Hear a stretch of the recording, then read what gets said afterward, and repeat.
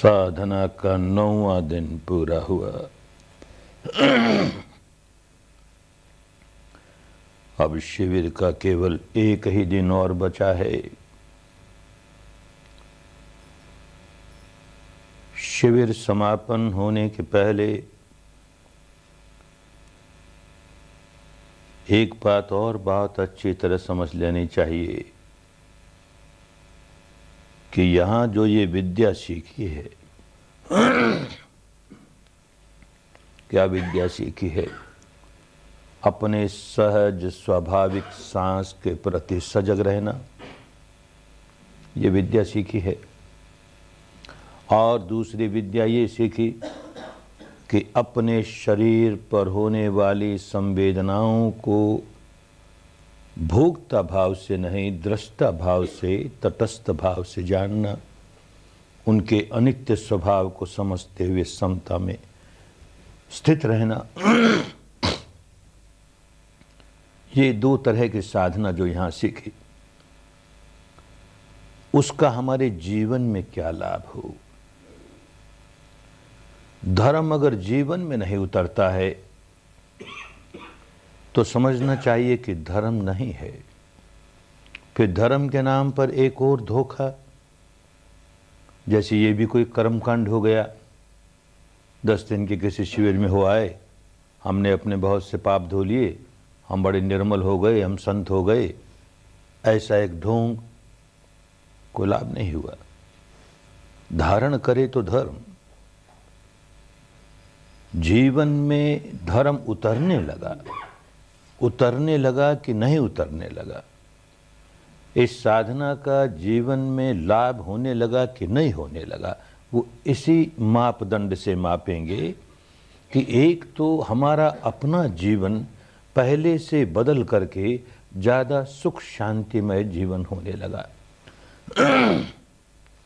व्याकुलता रहती थी जीवन में, अनचाही बात हुई तो व्याकुल हो गए, मनचाही नहीं हुई तो व्याकुल हो गए। वो व्याकुलता पहले से कम हुए जा रही है। हम स्वयं सुख शांति का जीवन जीने लगे हैं और दूसरों के लिए भी सुख शांति का वातावरण निर्माण करने लगे हैं। हमारी वजह से कोई व्यक्ति अशांत या दुखी नहीं होता, हमारी वजह से कोई भी व्यक्ति शांत ही होगा, सुखी ही होगा। ऐसा सचमुच होने लगा क्या? अगर सचमुच होने लगा, भले थोड़ा थोड़ा ही होने लगा, पहले से सुधार हुआ, थोड़ा थोड़ा ही हुआ, पर सुधार तो होना चाहिए ना। कुछ भी सुधार नहीं हुआ, जैसे पहले थे वैसे ही हैं। और एक नशा सिर पर ये चढ़ा ले कि अब तो हम विपश्ची हो गए, हमें सर्टिफिकेट मिल गया, तुम एक 10 दिन साधना करिए आए, बड़े धर्मवान हो गए अब तो हम, तो धोखा हो जाएगा, कर्मकांड हो जाएगा, बात नहीं बनेगी। तो कैसे इस साधना को अपने जीवन में उतारेंगे, कैसे इस साधना का उपयोग अपने जीवन में करेंगे, जिससे हमारे भी दुख दूर हो, हमारी व्याकुलता दूर हो, हमारी अशांति दूर हो, और औरों के भी दुख दूर होने में, अशांति दूर होने में, व्याकुलता दूर होने में हम किस प्रकार सहायक बन जाएं। समझिए ये साधना क्या है, खूब अच्छी तरह समझ करके जाएं। एक और अभ्यास कर रहे हैं, अनुभव कर रहे हैं, दूसरी ओर बुद्धि के स्तर पर समझ भी रहे हैं कि क्या साधना है। भारत बहुत पुरातन देश, ऋषियों का देश, मुनियों का देश, संतों का देश, सत्पुरुषों का देश, महापुरुषों का देश, अरहंतों का देश, बुद्धों का देश। इतने ऋषि हुए भारत में। ऋषि शब्द का अर्थ ही ये है कि ये बड़े वैज्ञानिक थे, रिसर्च साइंटिस्ट जिसे कहते हैं, वैज्ञानिक थे जो सत्य का अनुसंधान करने वाले थे। आज का पश्चिम का वैज्ञानिक सत्य का अनुसंधान करता है, बाहर की वस्तु, स्थिति, घटना, इन सब का अनुसंधान करता है, टुकड़े कर करके उसकी सच्चाई को खूब अच्छी तरह जानता है और उसका उपयोग करता है। अपनी जान सही उपयोग करता है कि लोगों की सुख सुविधा बढ़े, लेकिन सुख सुविधा थोड़ी सी बढ़ती भी है, उसके साथ साथ हानि की बात बहुत हो जाती है। भारत के ऋषियों ने उसे महत्व नहीं दिया। अपने भीतर सत्य का अनुसंधान हो। तो ऋत शब्द का अर्थ ही यही, ऋषि शब्द का अर्थ ही यही कि जो ऋत की ऐषणा करे, गवेषणा करे, पर्यवेक्षणा करे। माने ये ऋत क्या है, कुदरत का कानून क्या है, उसको अनुभूति के स्तर पर जाने। तो ऋषि हुआ। किस लिए गवेषणा करते हैं ऋत की? ये सर्वसामान्य बात है कि कोई दुखी नहीं रहना चाहता, कोई व्याकुल रहना नहीं चाहता। प्राणी मात्र का स्वभाव है कि कैसे व्याकुलता से बचे। तो व्याकुलता से बचे तो कोई भी समझदार आदमी इस बात पर चिंतन करे कि व्याकुलता से कैसे बचूं भाई। तो एक बात बहुत स्पष्ट मालूम होगी कि मेरी व्याकुलता का जो कारण है वो कारण दूर हुआ, मेरी व्याकुलता दूर हो जाएगी। तो व्याकुलता से बचने के लिए हर व्यक्ति प्रयत्न करता है कि मेरी व्याकुलता का जो कारण है उसे कैसे दूर करूं। कठिनाई ये होती है कि व्याकुलता का सही कारण क्या है ये समझ में नहीं आता। तो व्याकुलता का कारण बाहर के किसी व्यक्ति में देखता है, किसी वस्तु में देखता है, किसी घटना में देखता है, किसी स्थिति में देखता है। ये ऐसा हो गया, इस वजह से मैं व्याकुल हो गया। ये अनचाही बात हो गई, मैं व्याकुल हो गया। ये मनचाही बात नहीं हुई, मैं व्याकुल हो गया। इस आदमी ने मेरे साथ गलत व्यवहार किया, मैं व्याकुल हो गया। तो अपनी व्याकुलता का कारण बाहर की वस्तुओं में, व्यक्तियों में, स्थितियों में, घटनाओं में देखता है। तो अब उसके समझ में यही आया है कि अपनी व्याकुलता के कारण को दूर करो। तो बाहर की वस्तुओं को, व्यक्तियों को, स्थितियों को अपने मनोनुकूल कैसे बना लें। सारा प्रयत्न, सारी ऊर्जा, सारी मेहनत जीवन भर इस काम में लगा रहता है, कैसे ये मनोनुकूल हो जाए, कैसे ये मनोनुकूल हो जाए। हर व्यक्ति कहता है कि मेरा दुख दूर हो जाएगा, मेरी ये पत्नी जरा से सुधर जाए, फिर देखो हमारे परिवार में बड़ी शांति आ जाएगी। पत्नी से पूछो, वो कहे ये पति जरा सा सुधर जाए, फिर घर में बड़ी शांति आ जाएगी। बाप कहता है बेटा सुधर जाए, बेटा कहता है बाप सुधर जाए, भाई कहता है भाई सुधर जाए, पड़ोसी कहता है पड़ोसी सुधर जाए, दूसरा सुधर जाए। दूसरे में कुछ ना कुछ खोट है। क्या खोट है? कि वो मेरे मन के मुताबिक व्यवहार नहीं करता। सीधी बात ये, मेरे मन के मुताबिक जो काम है वो तो अच्छा, और मेरे मन के मुताबिक जो काम नहीं है वो बुरा। तो मेरे मन के मुताबिक काम क्यों नहीं होता? तो बड़ा बल लगाता है, ये आदमी मेरे मन के मुताबिक काम कैसे करने लगे, बड़ा बल लगाता है। अरे आदमी अपना मालिक है, अत्ता ही अतनो नाथो, दूसरे का मालिक नहीं भाई। तुम दूसरे को कैसे बदल लोगे? नहीं समझता, बड़ा जोर लगाता है।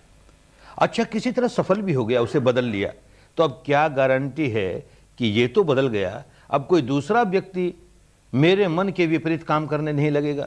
क्या गारंटी है? कोई दूसरा करने लगेगा, उसे बदलोगे, तीसरा करने लगेगा, उसे बदलोगे। अरे कहाँ मनचाही होने वाली है। सारे विश्व का कोई एक छत्र सम्राट हो जाए, इतना शक्तिशाली, उसके जीवन में भी सारी मनचाही बात नहीं होती। मनचाही होगी, कभी अनचाही होगी, अनचाही ज्यादा होगी। क्यों ज्यादा होगी? कि जो मन चाही है वो पूरी होते ही मन का स्वभाव है कुछ और चाहने लगेगा, वो पूरी होगी कुछ और चाहने लगेगा। अरे तो सारी मन चाही कैसे पूरी होगी? तो कठिनाई आएगी ही, व्याकुल होगा ही। तो ये जो प्रयत्न बाहर की स्थितियों को बदल करके, व्यक्तियों को बदल करके मैं अपने दुखों से छुटकारा पा लूं, ये बड़ा गलत दृष्टिकोण ये हमारे देश के ऋषियों ने, मुनियों ने, संतों ने बहुत अच्छी तरह समझ लिया। बात उनके समझ में आ गई कि हमारा दुख तो भीतर होता है ना, घटना बाहर घटती है, दुखी हम भीतर हुए। तो भीतर झांक के देखें कि दुख होने का कोई और भी कारण है क्या भीतर। जो आदमी अपने भीतर झांकना शुरू करेगा, भीतर के सच्चाई को देखने का जरा सा भी काम करेगा, उसे तुरंत समझ में आ जाएगा कि भाई विकार जागा ना। घटना तो बाहर हुई, मैंने भीतर विकार जगा दिया, क्रोध जगाया, द्वेष जगाया, ईर्ष्या जगाई, राग जगाई, वासना जगाई, भय जगाया, अहंकार जगाया, कोई विकार जगाया। ये विकार जगाया तो व्याकुल हुआ। घटना वो की वो हो और मैं विकार नहीं जगाऊं, मैं व्याकुल नहीं होता ना। ये बात बड़ी जल्दी समझ में आने लग जाए, कोई आदमी बिल्कुल तटस्थ भाव से भीतर की सच्चाई को देखना शुरू करने का पहला ही कदम उठाए तो ये बात समझ में आने लगेगी। मैं दुखी इसलिए हुआ कि भीतर विकार जागा। अब क्या करें, इस विकार से कैसे छुटकारा पाए? तो भारत के ऋषियों ने, मुनियों ने यही खोज की कि विकार से कैसे छुटकारा पाए। क्रोध जागा है, व्याकुल हो गया है, क्रोध से कैसे छुटकारा पाए? अनेक प्रयोग किए गए, उनका अपना अपना लाभ हुआ। तो एक तो ये कि जब क्रोध जागा है और तुम व्याकुल हो तो किसी घटना को लेकर जागा है। अब उस घटना को भुलाओ और अपने मन को किसी और काम में लगा दो। किसी घटना को लेकर क्रोध जागा और तुमने उठ करके एक गिलास पानी पिया तो तुम्हारा मन पानी पीने में लग गया, क्रोध अपने आप कम होता चला गया। लेकिन मुश्किल है, जब क्रोध जागता है तो किसको पानी पीना याद आता है और पानी पिए जा रहा है और क्रोध जगाया जा रहा है, ऐसा भी होता है। क्योंकि सारा मन उस पानी पीने में नहीं लगा, बहुत सा मन का हिस्सा तो उस घटना में लगा है जिसकी वजह से क्रोध आ रहा है। तब तो और कोई बात में लगाओ। अच्छा, गिनती गिननी शुरू कर दो, 1 2 3 4, 1 2 3 4, 1 2। अब तुम्हारा मन उस गिनती में लग जाएगा। मन को किसी तरह से और काम में लगाओ, जिस बात को लेकर के क्रोध आया है उससे हटाओ और किसी और काम में लगाओ। नहीं बात बनी। पहले तो गिनती गिनने को जी नहीं चाहेगा, गिन नहीं पाएगा, क्रोध से छुटकारा नहीं हुआ। तो एक रास्ता और ढूंढा कि हर व्यक्ति में एक ऐसी श्रद्धा पैदा कर दो किसी देवी के प्रति, किसी देवता के प्रति, किसी ईश्वर के प्रति, किसी ब्रह्म के प्रति, किसी अल्लाह मियाँ के प्रति, किसी संत महापुरुष के प्रति, किसी के प्रति खूब श्रद्धा भरो, क्योंकि वो श्रद्धा इतनी गहरी है। अब जब कोई भी विकार जागे, क्रोध जागे, वासना जागे, भय जागे, ईर्ष्या जागे, जो जागे, उस समय मन को अपने उस उपास्य देव के प्रति, देवी के प्रति, अपने मन को उस ओर लगाने के लिए मन ही मन उसका नाम जपना शुरू कर दो। बार बार 1 2 3 4 गिनती गिननी मुश्किल है, पानी पीकर के विकार से छुटकारा पाना कठिन है। लेकिन अगर सचमुच श्रद्धा है किसी देवी के प्रति, देवता के प्रति, ईश्वर के प्रति, तो अरे इसका नाम लेंगे तो हमारे दुख दूर हो जाएगा। ये बचपन से सिखा दिया, इसका नाम लेंगे तो दुख दूर हो जाएगा। तो बार बार उसका नाम लेना आसान हो गया। अब नाम लिए जा रहा है मनी मन, क्रोध जागा है मनी मन नाम लिए जा रहा है, क्रोध जागा है नाम लिए जा रहा है। और इससे नहीं तो उसके रूप, उसका आकृति, उसका मनी मन ध्यान करो, कल्पना करो, ऐसा रूप है, ऐसा ध्यान, उसका ऐसा शरीर है, ऐसी उसकी कल्पना, उसके आकृति की। वो भी क्योंकि बहुत श्रद्धा है तो वो भी कुछ काम करेगी। धीरे धीरे एक पागलपन और चला। बात तो इसलिए थी कि अपने मन को जिस बात को लेकर के विकार जाग रहा है उससे कहीं और लगाएं, तो वहां लगाएं जहां हमारी श्रद्धा है, तो लगेगा मन, नहीं तो लगेगा ही नहीं, उखड़ा रहेगा। और उसको बिगाड़ दिया इस तरह से कि अमुक देवता का, देवी का, ईश्वर का, ब्रह्म का बार बार नाम लेंगे तो वो बड़ा खुश हो जाएगा और हमें दुखों से मुक्त कर देगा। ये नहीं समझा कि उस भक्ति के मारे हमने अपने उपास्य देव का या ईश्वर का अपमान कर दिया। मानो वो ऐसा गया गुजरा अहंकारी है कि उसको अपना नाम बड़ा प्रिय लगता है, वो नाम बार बार सुनेगा तो फूल के कुप्पा हो जाएगा और हमको उतार देगा, हमको दुखों से दूर कर देगा। तो चले थे श्रद्धा प्रकट करने के लिए किसी उपास्य के प्रति और करने लगे उसका अपमान, समझा नहीं इसलिए। खैर, वो नाम जपने का काम किसी तरह से करता है, रूप का ध्यान करता है किसी तरह। कुछ लोगों को ये लगा कि इसमें क्या पड़ा है, कौन देवी, कौन देवता, कौन ईश्वर, कौन ब्रह्म आकर के हमको बचाता है। तो मन को किसी चिंतन में लगाओ, अच्छे चिंतन में लगाओ। तो क्या चिंतन में लगाओ? कोई चिंतन, एक तरह की फिलॉसफी, एक तरह की दार्शनिक मान्यता एक परंपरा में चलती है, बस उसी में लगाओ। ये आत्मा सत्य है, नित्य है, ध्रुव है, शाश्वत है, कूटस्थ है, बाकी सारा संसार अनित्य है, नश्वर है, ये शरीर भी अनित्य है, ये चित्त भी अनित्य है, जो गाली दे रहा है वो भी अनित्य है, सारा संसार अनित्य है, सब माया ही माया है, माया है, केवल यही सत्य है, यही सत्य है, ये नित्य है। सब बार बार बार बार चिंतन करो, क्योंकि ये दार्शनिक मान्यता बचपन से सुनता आया, बहुत प्रिय लगी, इसका चिंतन करने लगा तो जो क्रोध आया था उससे छुटकारा हो गया, विकार जागा उससे छुटकारा हो गया, मन को दूसरे काम में लगा दिया। अथवा ये ईश्वर है, ब्रह्म है, सब में समाया हुआ है, हर प्राणी में वही ब्रह्म समाया हुआ है, वही ब्रह्म समाया हुआ है। अरे किसके प्रति क्रोध करूं, किसके प्रति क्रोध करूं? अच्छा, क्रोध से, विकारों से बचने के लिए इस तरह का चिंतन, यूं भिन्न भिन्न प्रकार से विकारों से छुटकारा पाने का प्रयास भारत में किया गया। ऋषियों ने, मुनियों ने तरह तरह के तरीके निकाले। लेकिन भारत तो बड़ा महान देश है, ऐसे साइंटिस्ट हुए इस देश में, ऐसे वैज्ञानिक हुए जो गहराइयों में जाते चले गए, अपने भीतर सच्चाई को उन गहराइयों तक देख गए। ये सारा का सारा शरीर प्रपंच, इसका एनालिसिस करते करते, विश्लेषण करते करते एकदम उस अवस्था पर पहुंच गए कि जहां सारा शरीर केवल परमाणु ही परमाणु, उनकी तरंगे ही तरंगे। ऐसे ये चित्त क्या है, इसको टुकड़े करते करते तरंगे ही तरंगे। ये चित्त वृत्तियां क्या है, इसको देखते देखते तरंगे ही तरंगे।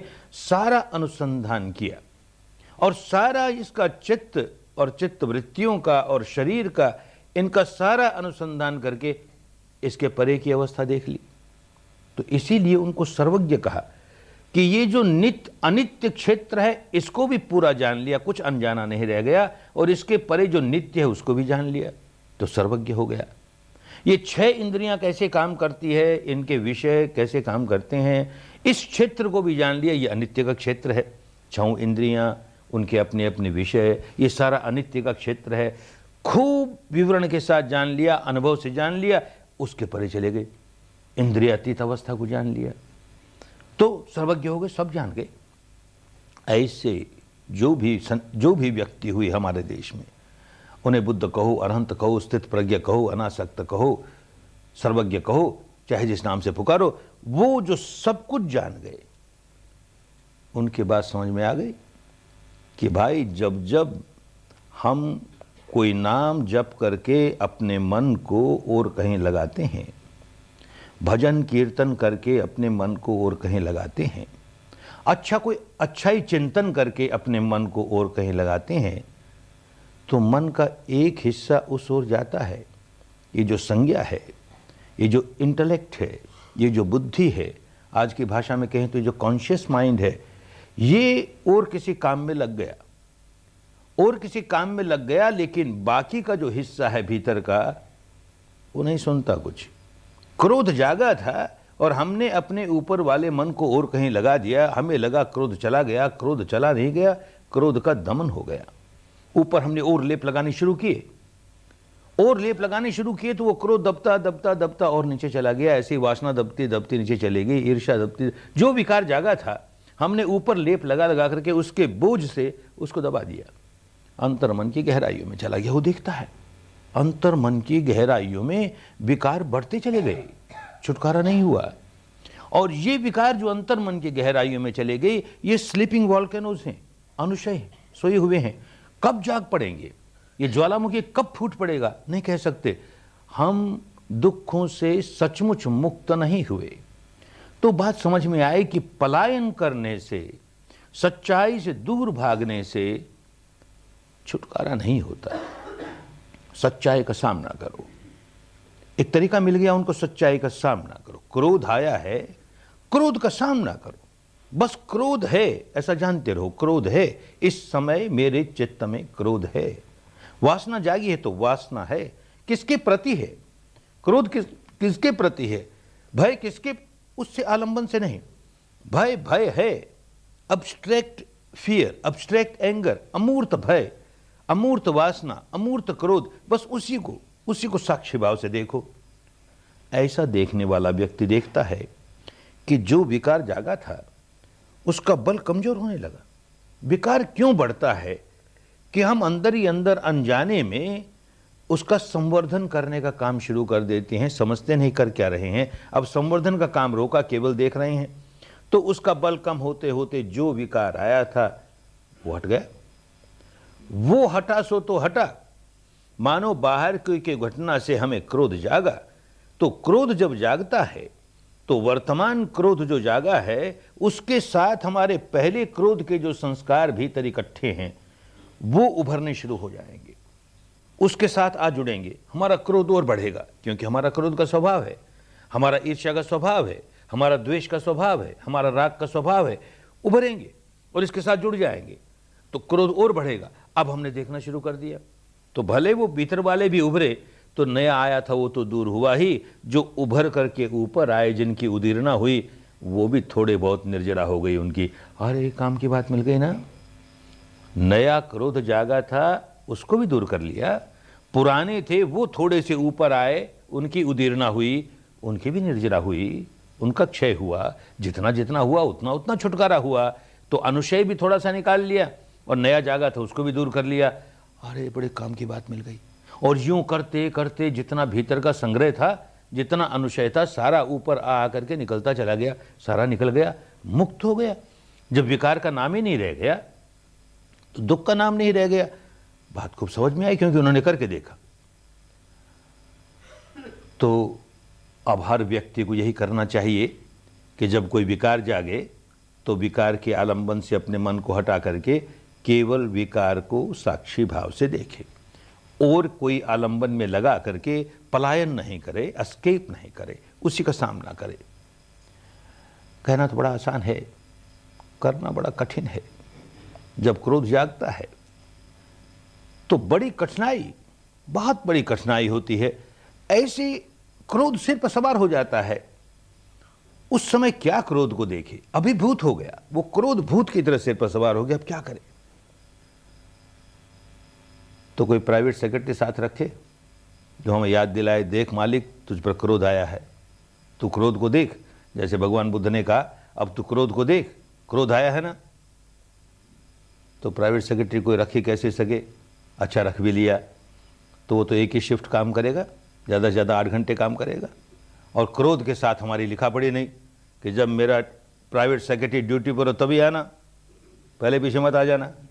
अरे वो 24 घंटे में कभी आ जाएगा। तो 3 शिफ्ट के 3 प्राइवेट सेक्रेटरी रखें, और लेबर लॉज हैं उनको छुट्टियां देनी पड़े तो 4 रखे, तो 5 रखे। अरे कौन रख पाएगा? अच्छा समझ लो किसी ने रख लिया। प्रति क्षण कोई न कोई प्राइवेट सेक्रेटरी खड़ा है हमको जगाने के लिए, हमको होश दिलाने के लिए। क्रोध आया और प्राइवेट सेक्रेटरी कहता है कि मालिक क्रोध आया, आपको क्रोध आया, तो पहला काम यही करूंगा, चांटा मारूंगा उसे। मूर्ख कहेगा, मुझको सिखाता है, मैं जानता हूं ना क्रोध क्यों आया, तू कौन आया बताने वाला? क्रोध है ना भाई। उस वक्त होश नहीं रहता, बुद्धि काम नहीं करती, कुछ नहीं सुनती। अच्छा मान लो नहीं चांटा मारा उसे और कहा बड़ा अच्छा, तूने बड़ा कल्याण किया, तूने मुझे याद दिला दिया। जैसे भगवान बुद्ध ने कहा था अब मैं क्रोध का ही दर्शन करूंगा, उसको साक्षी भाव से देखूंगा। अच्छा क्या देखेगा? क्रोध का कोई रंग नहीं होता, कोई रूप नहीं होता, कोई आकृति नहीं होती। आंख बंद करके क्रोध को कैसे देखे कोई आदमी? जब आंख बंद करके क्रोध देखने का जरा सा भी प्रयास करेगा तो जिस बात को लेकर के क्रोध आया है, जिस व्यक्ति को लेकर के, जिस घटना को लेकर, बार बार वही मन में आएगी, उसने ऐसा कह दिया, उसने ऐसा कर दिया, ये बात ऐसी हो गई। अरे तो तू क्रोध को कहां देख रहा है? तू क्रोध के आलंबन को देख रहा है ना। और क्रोध का आलंबन तो क्रोध जगाने वाला और उद्दीपन करेगा। तो इस आग में और पेट्रोल डाले जा रहा है, तेरा क्रोध कैसे दूर होगा रे? आलंबन से काट करके केवल क्रोध को देखो, आसान नहीं होता। तो भाई जो आसान नहीं होता वो दुनिया के लिए दुख से मुक्त होने का उपाय कैसे हुआ? कोई एक व्यक्ति हो गया होगा इस तरह से मुक्त, आम साधारण आदमी कैसे होगा? तो रास्ता निकाला, उसके लिए रास्ता सिखाया। क्योंकि जो व्यक्ति इन गहराइयों में जाके सच्चाई को देख गया, उसको ये समझ में आ गया कि मन में जब विकार जागता है, कोई विकार जागे, मन में जब विकार जागता है तो शरीर के स्तर पर 2 घटनाएं घटने लगती हैं, एक साथ घटने लगेंगी। क्रोध जागे, ईर्ष्या जागे, भय जागे, वासना जागे, जो जागे, 2 घटना शरीर में घटने लगी। एक जरा स्थूल, एक जरा सूक्ष्म। क्या 2 घटनाएं? एक तो ये जो सांस है, जैसे ही विकार जागा, भय जागे, वासना जागे, ईर्ष्या जागे, क्रोध जागे, जैसे ही जागा, सांस अपनी स्वाभाविकता खो देगा, जरा सा तेज हो जाएगा, जरा सा भारी हो जाएगा। कुदरत का नियम है। और जैसे ही विकार दूर हुआ फिर स्वाभाविक हो जाएगा। ये हमारे विकार के साथ जुड़ा हुआ है। ये बात उन लोगों ने देखी जो कि शरीर और चित्त के सारे क्षेत्र को देख गए। और एक बात, शरीर के स्तर पर कोई ना कोई संवेदना शुरू होती है, कोई बायोकेमिकल रिएक्शन होता है, जीव रासायनिक प्रतिक्रिया शुरू हो जाती है, कोई इलेक्ट्रोमैग्नेटिक रिएक्शन होता है, विद्युत चुंबकीय, तो कोई ना कोई संवेदना होती है शरीर पर। ये स्वभाव उसका। क्रोध जागे, ईर्ष्या जागे, भय जागे, यहां तक कि कोई एक चिंतन भी जागे, कुछ भी मन पर जागेगा, शरीर पर उसकी संवेदना होगी। ये जो व्यक्ति सर्वज्ञ हो गया उसको ये बात बहुत अच्छी तरह पता लग गई। तो कहता है सब्बे धम्मा वेदना समोसरणा, चित्त पर जो कुछ धारण किया वो संवेदना के साथ ही बहाव शुरू हुआ उसका।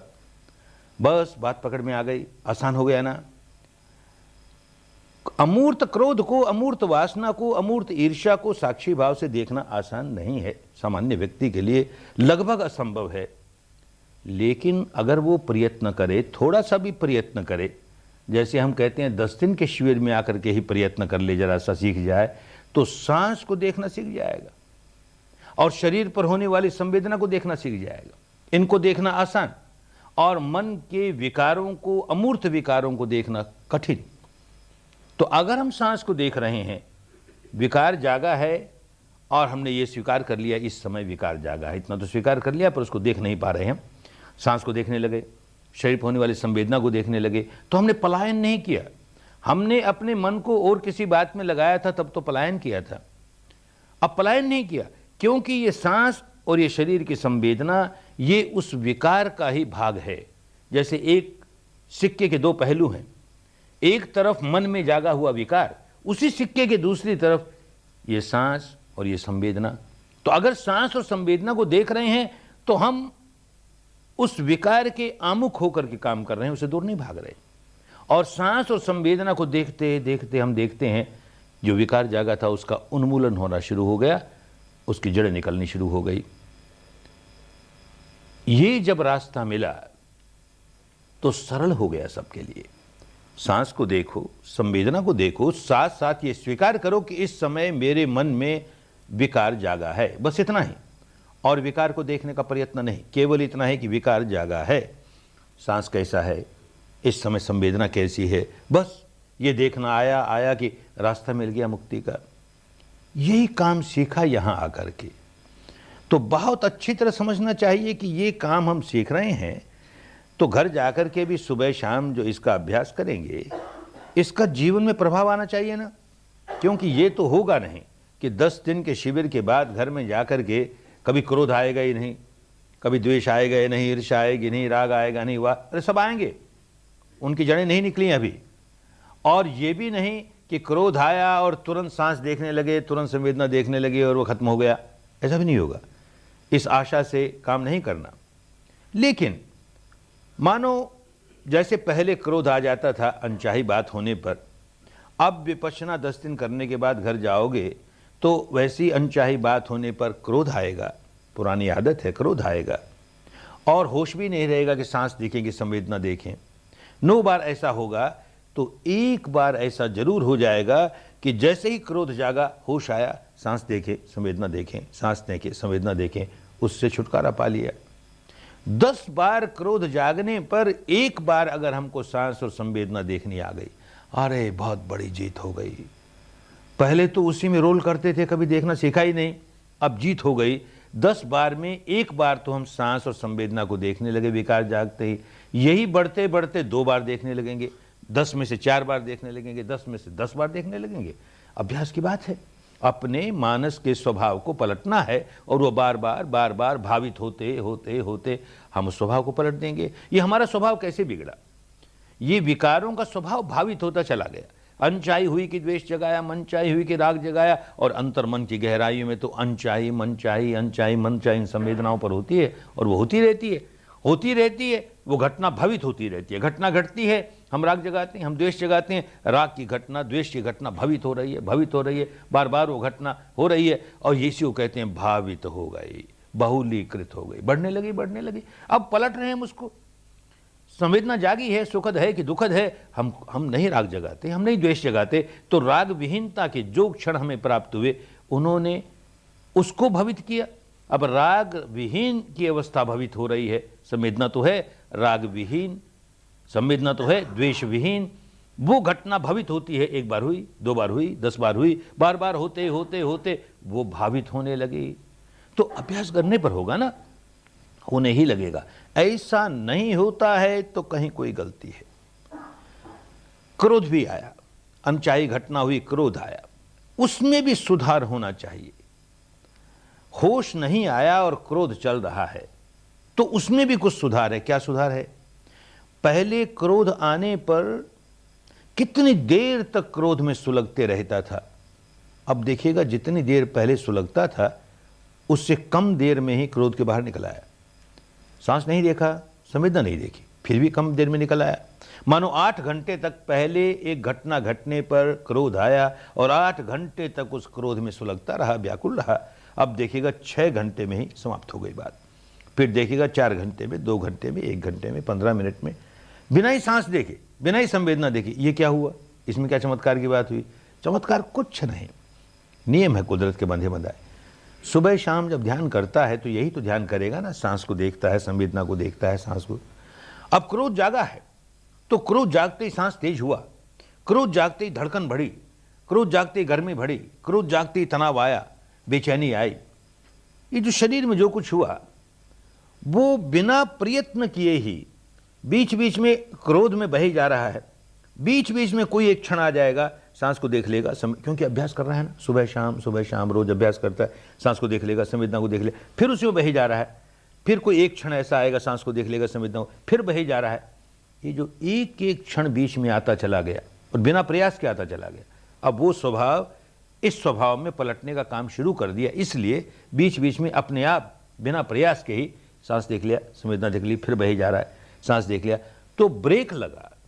वो गाड़ी जो इतनी तेजी के साथ चल रही थी उसको बीच बीच में ब्रेक लगे। अरे तो इतनी तेज रफ्तार की जो चल रही थी, ब्रेक लगाना ही उसकी रफ्तार को कम करने लगा। वो गाड़ी जो 8 घंटे चलती अब 6 घंटे में रुक गई, 4 में रुक गई, 2 में रुक गई। ये जांच के देखेंगे कि पहले उसी घटना के घटने पर जितनी देर मैं क्रोध में व्याकुल रहता था उससे कम समय तक क्रोध में रह करके बाहर निकल जाता हूं कि नहीं। अच्छा, जांच के देखिएगा। अगर ऐसा नहीं होता है, कहीं कोई सुधार नहीं हुआ, तो भाई कहीं गड़बड़ है। या तो ये औषधि ठीक नहीं है, तुम्हारा रोग वैसे के वैसे रहा। औषधि ठीक हो तो तुमको लेनी नहीं आई, दोनों में से एक बात हुई। तो भाई औषधि तो ठीक है, हजारों नहीं लाखों लोग, लाखों नहीं करोड़ों लोग पिछले 2500 वर्षों में इसका उपयोग करके लाभ उठा चुके। आज हजारों लाखों लोग इसका उपयोग करके लाभ उठाते हैं। तो औषधि में कोई दोष नहीं, मेरे लेने में कहीं दोष है। तो अपने मार्गदर्शक को पत्र लिख करके या मिल करके समझो कहाँ गलती हुई, कहाँ गलती हुई। अक्सर गलती क्या होती है, बार बार दोहराते हैं, फिर समझ लेना चाहिए कि साधक को विपश्यना कैसे करनी चाहिए इसे तो भूल जाता है और संवेदनाओं का खेल खेलने लगता है। सुखद आई तो बड़े खुशी के मारे नाचने लगा, अरे देखो कैसा प्रवाह मिल गया, कैसा प्रवाह मिल गया सारे शरीर में। गुरुजी कहते हैं धारा प्रवाह मिली, हमको मिल गई, देखो धारा प्रवाह मिल गई, धारा प्रवाह मिल गई। और वो बंद हो गई, फिर स्थूल संवेदना आई तो रोता है बड़ा, अरे इतनी बढ़िया धारा प्रवाह मिलती थी, ऐसा आनंद आता था, फिर खराब हो गई साधना। तो मानो वो अपनी साधना को अच्छी है कि बुरी है इसको मापने का मापदंड यही माने बैठा है। सुखद आए तो अच्छी है, दुखद आए तो बुरी है। विपश्यना बिल्कुल नहीं समझा। 50-50 शिविर बैठ करके भी कोई आदमी हमारे पास रोता हुआ आता है, गुरुजी क्या करें, अब तक तो ऐसी संवेदना चलती थी कि आनंद ही आनंद, कुछ दिनों से क्या हो गया वो सारी बंद हो गई, अब तो केवल स्थूल ही स्थूल है। क्या हो गया गुरुजी, कुछ आप कीजिए। अरे बावला आदमी, न वो अच्छी थी न ये बुरी है। तुझे समता के साथ देखना सिखाया कि तू ये खेल खेलने लगा संवेदना का। अरे ये तो दिन रात करता था, आंख में कोई रूप देखा अच्छा लगा तो खुशी से नाचने लगा, बुरा लगा तो व्याकुल हो गया। ऐसे शब्द, ऐसे गंध, ऐसे रस, ऐसे स्पर्श। अब इसी प्रकार शरीर की संवेदना, सुखद लगी खुशियों से नाचने लगा, दुखद लगी रोने लगा, फर्क क्या पड़ा? ये विपश्यना करने का क्या लाभ हुआ तुझे? ये बात साधक नहीं समझता है तो जीवन में कोई लाभ आने वाला नहीं है। सुबह शाम घंटे भर बैठेगा, वो भी संवेदनाओं का रसा स्वादन करेगा, सुखद आए तो सुख भोग लिया, दुखद आए तो दुख भोग लिया, भोगता भाव से घंटे भर बैठा रहा, कुछ लाभ नहीं होगा। ये बात समझ में आ जाएगी। भोक्ता भाव से निकल करके हमको दृष्टा भाव में प्रतिष्ठित होना है। हम घंटे भर दृष्टा भाव में नहीं रह सके, ये अलग बात है, लेकिन लक्ष्य हमारे सामने स्पष्ट है कि जब जब भोक्ता भाव आवे उसे पलट कर फिर कैसे दृष्टा बना ले, भोक्ता भाव आया कैसे दृष्टा बना ले, तो ऐसा व्यक्ति आगे बढ़ता चला जाएगा। क्रोध आया है और बेचैनी आई, धड़कन आई, तनाव आया, गर्मी आई तो बेचैनी है। अगर वो उस बेचैनी को देख करके और द्वेष जगाता है तो क्रोध के बाहर कैसे निकलेगा, तो क्रोध बढ़ता चला जाएगा ना। और ये सीख गया कि क्रोध आया है और भीतर ये तनाव, खिंचाव, धड़कन आई है, इसको समता से देख भाई, ये अनित्य है, अनित्य, तो क्रोध निकलेगा और क्रोध की जड़ें निकलेंगी तो साधना ही ठीक से नहीं करेगा तो उसका परिणाम अच्छा कैसे आएगा। तो बार बार दोहराते हैं कि कहीं ये संवेदना का खेल न खेलने लगना, कहीं उसका रसास्वादन नहीं करने लगना, उसको यही जानना कि जो जागा है वो अनित्य है, देखता हूं कितनी देर रहती, ये धड़कन बढ़ी है ना, ये बढ़ी हुई धड़कन कितनी देर रहती है, ये तनाव आया है ना कितनी देर रहता है, ये गर्मी आई है ना कितनी देर रहती है, देखूं। बस जहां उसको देखते देखते देखते देखते वो बदलनी शुरू होगी तो ओ अनित्य है, अनित्य है। और क्रोध भी ऐसे अनित्य है, अनित्य है, वासना भी ऐसी अनित्य है, अनित्य निकलती चली जाएगी। काम ठीक से करेंगे तो उसका परिणाम आएगा ही, निश्चित रूप से आएगा। बहुत महत्वपूर्ण काम शुरू किया।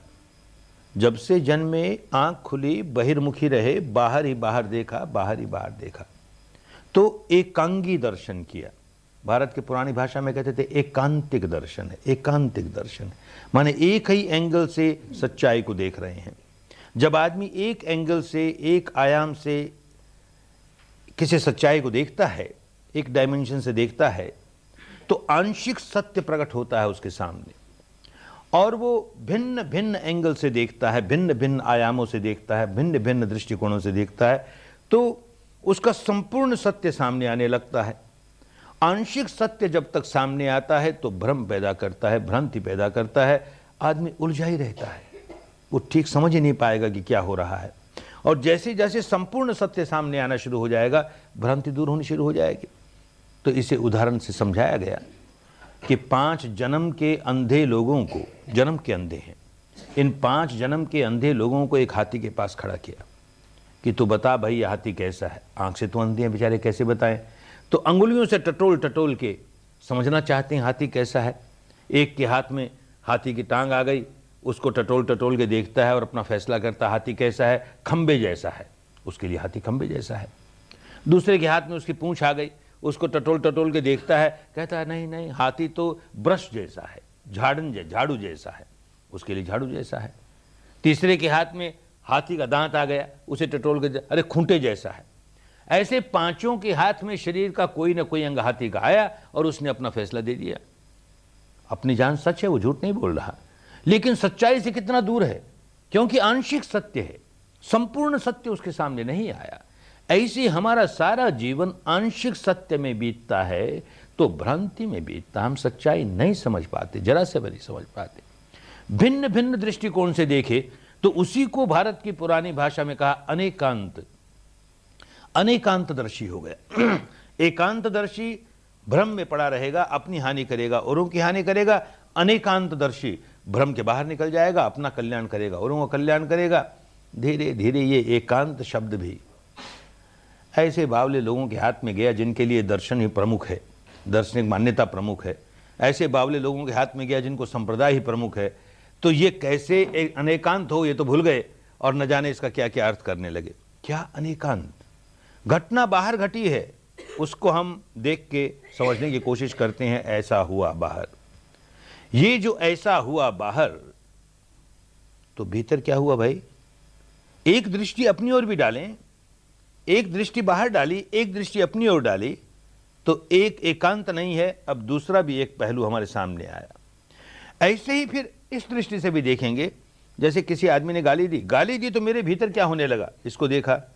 आगे बढ़ते बढ़ते इस अवस्था पर पहुंच जाएंगे कि उस आदमी के अंदर समा गए, जैसे वो कैसे देख रहा है इस सारी बात को, वो कैसे देख रहा है, कैसे अनुभव कर रहा है। यूं भिन्न भिन्न आयाम से देखना शुरू कर देंगे, अरे सच्चाई सामने आ जाएगी, तो भ्रांति नहीं रहेगी, तो विकारों के बाहर निकलना आसान हो जाएगा। ये काम जो शुरू किया, पहले अपने भीतर की सच्चाई तो देख, बाहर की घटना को तो रोज ही देखता था, बाहर के वस्तु व्यक्ति घटना को, अब अपनी सच्चाई की ओर तो देख। जिस दिन अपनी ओर देखने की आदत पुष्ट होने लगेगी, तो पहली बात तो ये होगी कि जब जब व्याकुल होगा तब तब ये स्वीकार करेगा इस व्याकुलता का आधा कारण तो बाहर की घटना है और आधा कारण मेरे भीतर है, क्योंकि मैंने प्रतिक्रिया की। ये समझ में आने लगेगा तो रिस्पॉन्सिबिलिटी आधी आधी बांट ली, 50-50। चलो 50% तो अपनी गलती स्वीकार की, कुछ सुधरेगा और आगे बढ़ेगा इस रास्ते पर। तो इस अवस्था पर पहुंचना ही होगा जहां कहेगा कि मेरी व्याकुलता का 100%, 100% कारण मेरे भीतर है, बाहर नहीं, जरा भी नहीं। जैसे मेरे सुख का कोई कारण बाहर नहीं, सारा कारण मेरे भीतर है, वैसे मेरे दुख का कोई कारण बाहर नहीं, सारा मेरे भीतर है। ये खूब समझ में आने लगेगी, बुद्धि से नहीं अनुभूति से समझ में आने लगेगी। वैसे बुद्धि के स्तर पर भी समझेगा ही। किसी ने बहुत हानि कर दी, मेरी बहुत हानि कर दी, मैं मामला ले गया कोर्ट में, और कोर्ट तो कोर्ट सभी देशों में ऐसा होता है, भारत में भी है ही। एक कोर्ट से दूसरे कोर्ट, दूसरे कोर्ट से तीसरे कोर्ट, यूं सुप्रीम कोर्ट तक जाते जाते 7 वर्ष लग गए। 7 वर्ष के बाद सुप्रीम कोर्ट का चीफ जस्टिस फैसला देता है कि इसमें तेरा कोई दोष नहीं, सारा दोष उस व्यक्ति का है, उसको ये दंड दिया जाना चाहिए। ठीक फैसला दिया, उसने अपना ठीक फैसला दिया। लेकिन मैं अगर समझदार हूं तो जरा सोच के देखूं, जब मेरा कोई कसूर ही नहीं और देश का सुप्रीम कोर्ट का चीफ जस्टिस कहता है मेरा कसूर नहीं, तो सचमुच मेरा कसूर नहीं। मेरा जब कसूर ही नहीं तो आखिर कुदरत का भी तो कोई कानून होगा, या परमात्मा का हो तो परमात्मा का भी तो कोई कानून होगा। जब मेरा कसूर ही नहीं तो ये 7 वर्ष तक मुझको व्याकुल क्यों बनाया? 7 वर्ष तक मेरी नींद हराम हो गई, मेरा खाना हराम हो गया, मेरा चैन हराम हो गई, क्या हालत हुई मेरी? मेरा कुछ कसूर ही नहीं और मैं 7 वर्ष तक तड़पता रहा। विपश्ची होगा तो खूब समझ में आएगा, ये जो 7 वर्ष तड़पता रहा उसकी जिम्मेदारी मेरी है, बाहर की घटना की नहीं। किस बावलेपने में प्रतिक्रिया किए जा रहा हूं, व्याकुलता उस वजह से है। ये बात खूब समझ में आने लगेगी, खूब समझ में आने लगेगी। अब तो अपनी व्याकुलता बाहर देखता है ना, तो बाहर देखता है तो भीतर की बात नहीं समझ में आती। जैसे जैसे अंतर्मुखी होकर के भीतर की सच्चाई देखना शुरू करेगा, सारी बात बिल्कुल समझ में आनी शुरू हो जाएगी।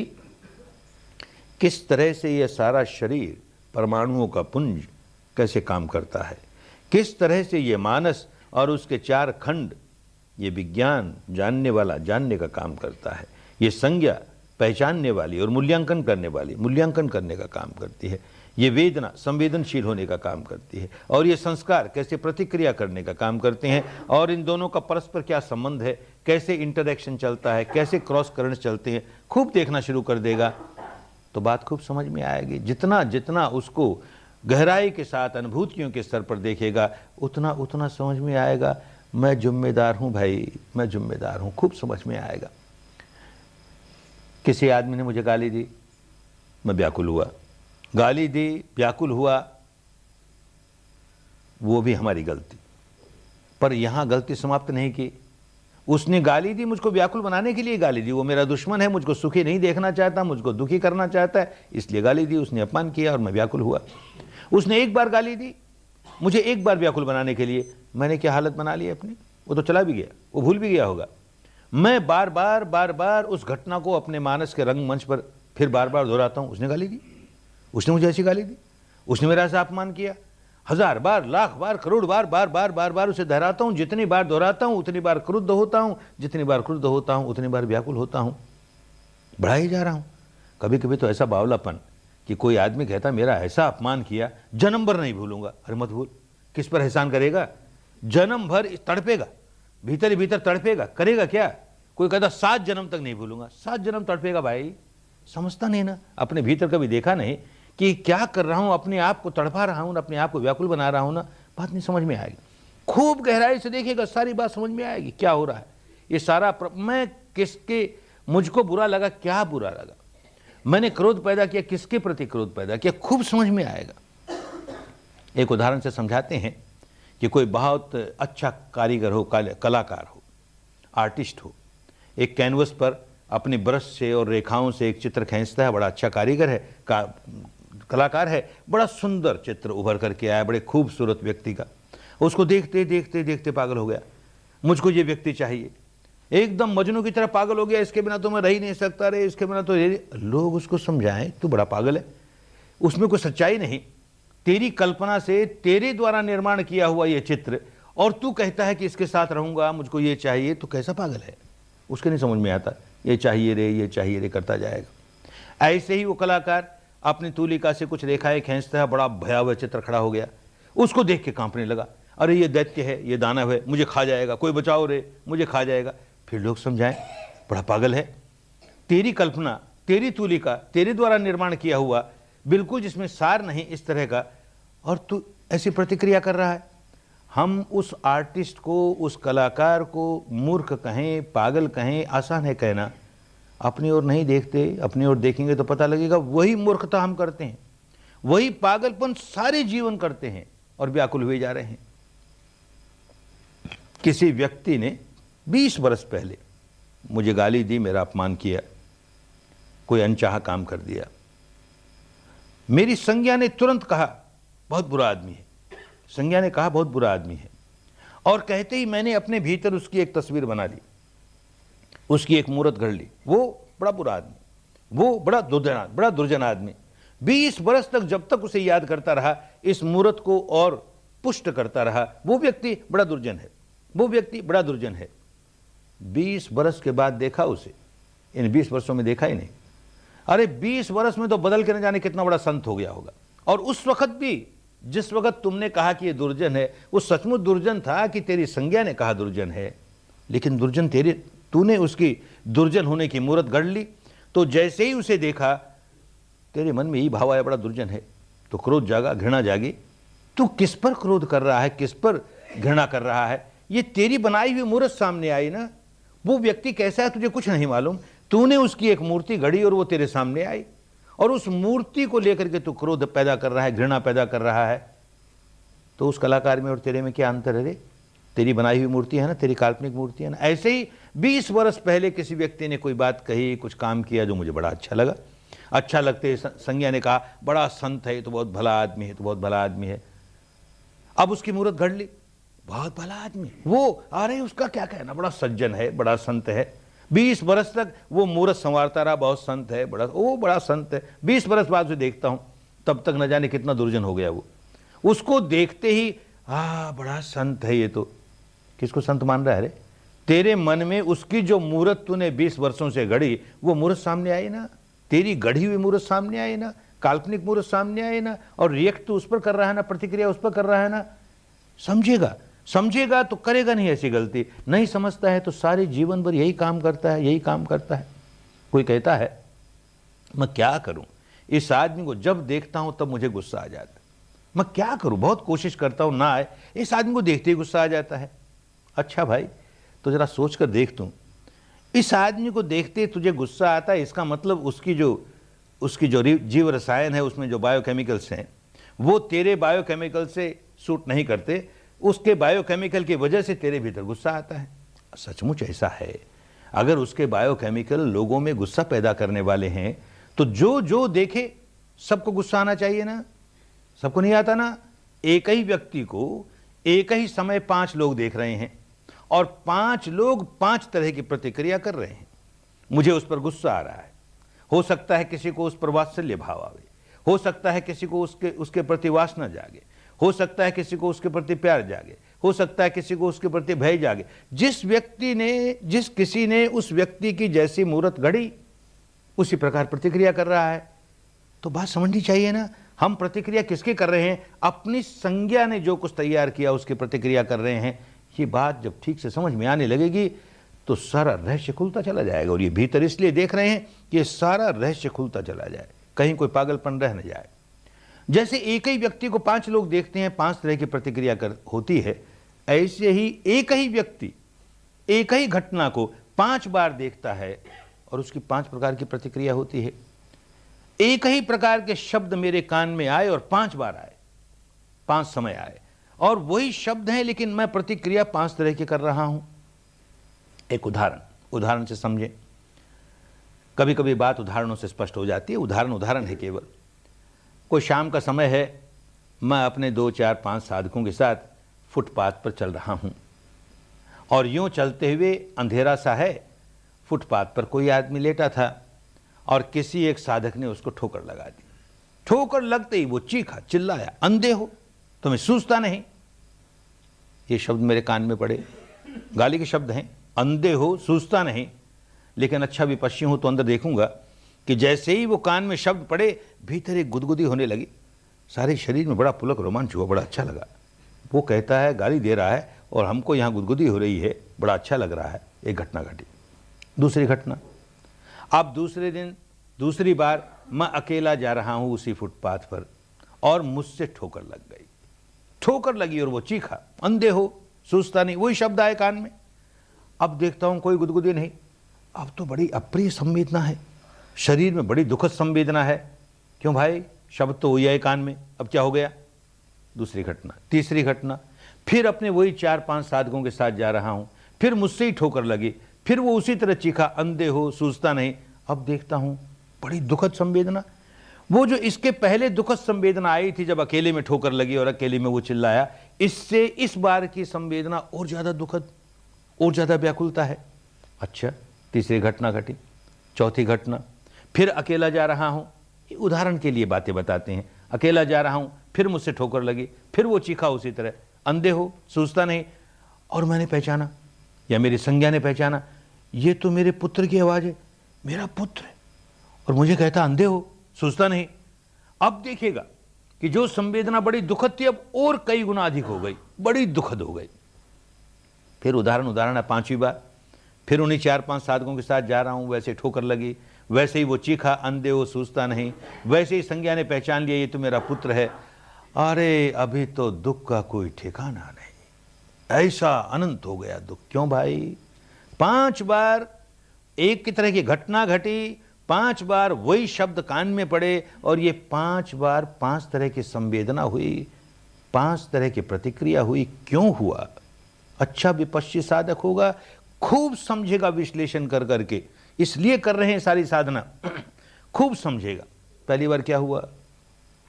हर आदमी एक पागलपन करता है, जब से जन्मता है और आगे बढ़ता है, होश संभालता है।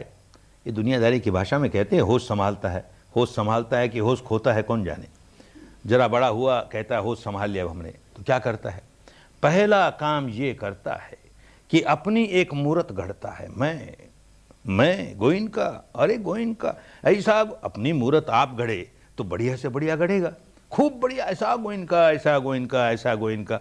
और अपने मन मंदिर में उस मूर्त को स्थापित करता है और उस मूर्त के प्रति इतनी गहरी आसक्ति पैदा कर लेता है। अपनी गढ़ी हुई मूर्त है, उसमें सच्चाई का नाम वो निशान नहीं, अपने भीतर मूर्त गढ़ करके स्थापित कर ली और गहरी आसक्ति पैदा कर ली। ये गोइनका, ऐसा गोइनका, ऐसा गोइनका। पहली बार क्या हुआ? जब किसी ने कहा अंधे हो, सूझता नहीं, तो हमारी संज्ञा ने पहचान के कहा ये शब्द तो गाली के हैं, बिल्कुल ठीक, लेकिन गाली तुम्हें नहीं दे रहा है, ये गाली तेरे साधक को दे रहा है। तो भीतर एक गुदगुदी होती है, अरे मैं विपश्यना का महान आचार्य, मुझसे ऐसी गलती हो जाए मैं किसी को ठोकर मार दूं। ये तो बच्चे हैं, अभी सीखा नहीं इन्होंने, हम बार बार कहते हैं सजग रहो, सजग रहो, फिर भी ठोकर मार दी। ठोकर मारी तो गाली सुननी पड़ी ना, मुझसे थोड़ी ऐसा हो सकता है। अब जो मूर्त बनाई थी उस पर थोड़ा सा रंग रोगन और आ गया, उस पर पॉलिश आ गई, अरे गोइनका क्या कहना, गोइनका का क्या कहना, तो गुदगुदी हुई सारे शरीर में, बड़ी सुखद संवेदना हुई। दूसरी बार वही गाली उसी आदमी ने उसी तरह से दी, तो संज्ञा कहती है गाली है, और अब के तेरे शिष्यों को नहीं है, तुझको गाली, मुझको गाली, अरे कोई मुझे गाली निकाले। आप देखो गुदगुदी कहां, सारे शरीर में दुखद ही दुखद संवेदना, और चीखता हूं बदले में, क्या हो गया, मर गया, तुम्हें खून आ गया, हो क्या गया, काहे चीख, अरे पहले गुदगुदी आई, बड़ा खुश हुआ, और अब तो ऐसी प्रतिक्रिया कर रहा है। खूब देखेगा, अंदर से विपश्ची होगा तो अपने आप को खूब समझेगा। तीसरी बार क्या हुआ? 2-4-5 साधक साथ है ना, तो एक और पागलपन हर आदमी करता है, अपनी बढ़िया मूर्त गढ़ करके अपने मन मंदिर में स्थापित करके उसके प्रति आसक्त होता है। यही बहुत बड़ी मूढ़ता है, पागलपन है। एक इससे बड़ी मूढ़ता करता है कि बहुत बढ़िया अपनी मूर्त गढ़ करके दूसरों के मन में भी स्थापित करता है। गोइनका, अरे ऐसा गोइनका, ऐसा गोइनका, अरे गोइनका का क्या कहना, गोइनका का क्या कहना। जिससे मिले उसके मन में अपनी इमेज बहुत बढ़िया होनी चाहिए, तो अपनी इमेज क्रिएट करके उसके मन में, अरे इसके लिए कितने नाटक करता है, कितने तमाशे करता है, किसी तरह से लोगों के मन में स्थापित हो जाए, गोविंद का तो बड़ा संत, गोविंद का तो ऐसा, विपश्यना का आचार्य ऐसा ऐसा ऐसा। अरे तो क्या हुआ तीसरी बार? तीसरी बार जब उस आदमी ने कहा अंधे हो सूझता नहीं, तो हमारे जो 4-5 साधक थे उनके मन में जो हमने इमेज स्थापित की, और उस इमेज के प्रति एक एक व्यक्ति में जो इमेज स्थापित की उसके प्रति आसक्ति पैदा कर ली। तो पहले तो एक ही मूर्त जो अंदर स्थापित की थी उसका भंजन हुआ, बड़ा दुख हुआ। अब ये 5 मूर्त भंजन हुई एक साथ। हमारे साधकों ने देखा, अरे अच्छा गुरु है, हमको कहता है सजग रहो, और खुद देखो ठोकर लगा दी और गालियां पड़ी ना। तो जो मूर्त उनमें स्थापित की थी वो टूटी, बड़ा दुख हुआ, 5 गुना दुख हो गया। अरे 5 आदमियों के मन में जो मूर्त स्थापित की थी, आदमी कहता है मुझको कोई अकेले में गाली दे दे, कोई हर्जा नहीं, सह लूंगा किसी तरह। अरे भरी सभा में 100 आदमियों के सामने गाली दे दी, क्या फर्क पड़ा भाई? गाली तो गाली है ना, तुझको अकेले में दे कि 100 आदमियों के सामने दे, फर्क क्या पड़ गया? समझेगा, अच्छा विपश्ची होगा, क्या फर्क पड़ गया? इन 100 आदमियों के मन में मैंने जो इमेज क्रिएट की थी वो टूटी ना। 100 आदमियों ने जान लिया कि इस आदमी में दोष है, इसलिए इसको गाली सुननी पड़ती है। तो बड़ा दुख हुआ। ये बावलापन तीसरी बार में। अब चौथी बार में क्या होता है? हर आदमी मैं कह करके अपनी मूर्त स्थापित करता है, सो तो करता ही है, एक और मूर्त स्थापित करने लगता है। मैं का दायरा जरा सा बढ़ाता है। अब मेरा, ये मेरा पुत्र, ये मेरी पुत्री, ये मेरा पत्नी, ये मेरा पति, ये मेरा भाई, ये मेरा अमुक, ये मेरा करके जिसको मेरा कहता है, अब उसकी मूर्त करता है। बहुत खूबसूरत मूर्त करता है। अरे मेरा पुत्र, ऐसा पुत्र, विपश्यना की आचार्य का पुत्र, तो बड़ा विपश्यनावादी होगा, बड़ा धर्मवादी होगा, और जब मैं बूढ़ा हो जाऊंगा तो मेरी ऐसी सेवा करेगा, कहेगा पिताजी आप तो रिटायर हो, हम सब सेवा करेंगे, हम देखेंगे आपको, मेरा पुत्र ऐसा। बड़े उस पुत्र के प्रति बड़ी आसक्ति पैदा कर ली, उसकी इमेज क्रिएट करके, और अब वो गाली देता है, अंधे हो। चौथी बार संज्ञा ने कहा, ये जो गाली आई ना, ये तेरे बेटे की ओर से है। मेरा बेटा मुझे कहे अंधे हो सूझता नहीं। अरे कोई अनजान आदमी गाली भी निकाल दे, दुख तो होता है, इतना दुख नहीं होता। बेटा गाली निकाले, जिसको लेकर के इतने स्वप्न सजोए। खूब समझ में आने लगेगा। जैसे जैसे विपश्यना के रास्ते पर आगे बढ़ोगे, एक बात ये समझ में आने लगेगी कि जिसको मेरा कह करके मैं बहुत प्यार करता हूं, अंदर देखना शुरू करेगा तो ये बात समझ में आएगी, मैं किसी को प्यार नहीं करता, धोखा है। ये मेरा पुत्र है, मेरी पुत्री है, मेरी पत्नी है, मेरा पति है, ये अमुक है, मैं खूब प्यार करता हूं, सब झूठ। मैं प्यार अपने आप से करता हूं, मैं प्यार अपने स्वप्नों से करता हूं, अपनी इच्छाओं से करता हूं, अपनी अभिप्साओं से करता हूं। कोई व्यक्ति, पुत्र हो कि पत्नी हो कि पति हो कि भाई हो, वो मेरी इच्छाओं की पूर्ति में सहायक बन गया, मेरे स्वप्नों को पूरा करने में सहायक हो रहा है, इसलिए मुझे प्रिय लगता है। वही व्यक्ति जिसको मेरा कह के बहुत प्यार किया, वही व्यक्ति मेरे स्वप्नों को तोड़ने वाला हो जाए, सारा प्यार खत्म। भगवान के जीवन काल की एक घटना। देश का राजा प्रसेनजित भगवान के संपर्क में आया, तो धर्म के संपर्क में आया, विपश्यना के संपर्क में आया, खूब विपश्यना करने लगा। और जहां परिवार के किसी एक व्यक्ति में विपश्यना चली जाए, धीरे धीरे सारे परिवार के सदस्यों में जाने ही लगती है, ऐसा नियम है धर्म का। तो उसके परिवार के लोग भी विपश्यी हो गए। उसकी पत्नी पटरानी मल्लिका, वो भी अच्छी विपश्यना साधिका हो गई। दोनों एक साथ बैठ करके महल के एक कमरे में ध्यान का कक्ष बनाया, उसमें दोनों ध्यान करें रोज, और काफ़ी आगे बढ़े ध्यान में। तो एक दिन प्रसेनजित जब ध्यान से उठे तो पूछता है मल्लिका को कि आज मेरे मन में ध्यान करते करते एक प्रश्न उठा कि मुझे सबसे प्रिय कौन है। तो ये भी उठा कि तुझे सबसे प्रिय कौन है, तो बता तुझे सबसे प्रिय कौन है संसार में। वो कहती है अजीब बात है, ध्यान करते करते मेरे मन में भी यही प्रश्न उठा कि मुझे सबसे प्रिय कौन है। तो मैं समझ गई, सबसे प्रिय मैं ही हूं, मुझे सबसे प्रिय मैं ही लगती हूं और कोई नहीं लगता। सच्चाई ये है। अगर वो विपश्ची साधक नहीं होता तो कहता इसका सिर उतार लो, ये रानी कैसी है, इतनी स्वार्थी है, कहती है मैं ही प्रिय लगती हूँ मुझको और कोई नहीं प्रिय लगता, मैं भी प्रिय नहीं लगता इसको। लेकिन वो विपश्ची साधक है ना, खूब समझता है। तो कहता भाई यही उत्तर मुझे मिला, मैंने भी अपने अंदर झांक के देखा तो मुझे यही लगा कि मुझको मैं ही प्रिय हूं, बाकी सारे लोग मेरे स्वप्नों में मेरे सहायक हैं इसलिए प्रिय लगते हैं, अन्यथा प्रिय नहीं हैं। दोनों के दोनों भगवान बुद्ध के पास गए और कहा महाराज आज तो ऐसा हुआ ध्यान में और ऐसी वार्तालाप हुई। भगवान ने कहा साधु साधु साधु, तुम्हारा कल्याण हो गया। जिस दिन आदमी अंतर्मुखी होकर के इस सच्चाई को स्वीकार करता है कि मैं कितना आत्म केंद्रित स्व केंद्रित जीवन जी रहा हूं, मुझको मेरे सिवाय और कोई प्यारा नहीं लगता, मुझको मेरे स्वप्नों के सिवाय, मेरी तृष्णाओं के सिवाय, मेरी कामनाओं के सिवाय कोई प्यारा नहीं लगता, उस दिन उसका होश जागा। अब उसमें स्वार्थ बुद्धि निकलनी शुरू हो जाएगी, आत्म केंद्रित जीवन टूटना शुरू हो जाएगा, आत्म भाव अनात्म भाव में बदलना शुरू हो जाएगा, अहंकार निकल के निरहंकार की अवस्था में आना शुरू हो जाएगा। पहले इस सच्चाई को स्वीकार तो करे, अनुभव से जाने, तो खाली बुद्धि से स्वीकार करने से नहीं, अंदर देखते देखते देखते। तो यही हुआ, उस पुत्र के प्रति इतनी गहरी आसक्ति। क्या आसक्ति किस बात की? कि ये मेरे स्वप्नों को पूरा करने में सहायक होगा। कोई मां पुत्र जन्मा है और अभी से स्वप्न लेना शुरू कर दिया, मेरा पुत्र मेरा पुत्र, और जब बड़ा होगा 25 बरस का हो जाएगा तो कोई बहू ले आएगा घर में।